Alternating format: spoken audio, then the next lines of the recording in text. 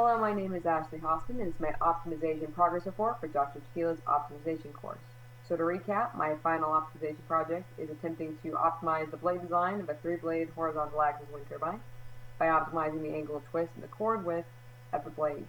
Both of these vary as a function of wind speed and locations that can be very difficult to optimize, but for the sake of comparison, in this paper I've actually used both the traditional method and using a optimization method to compare. The assumptions that I made in these analyses are shown here, and by feeding these assumptions into the traditional method, I was able to solve for the optimal chord length and optimal angle of twist for every different U speed and R that the windmill would encounter. By taking these hundreds of potential designs and feeding these parameters into this equation, I can then determine which chord length and which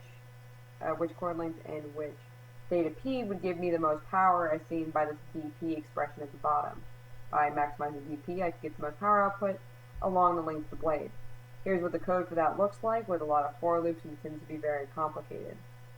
To simplify this, I actually use the fmin_con function in MATLAB, and by focusing solely on that dp expression you saw a few slides back, I allowed the chord length and the theta p to vary in that expression until I optimize this dp.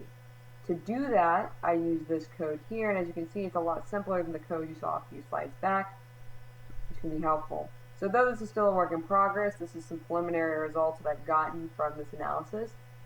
The chord length still has a bit of work, as does the theta, but we're starting to see trends forming that are reasonable for this type of design. So though still a work in progress, it seems very promising.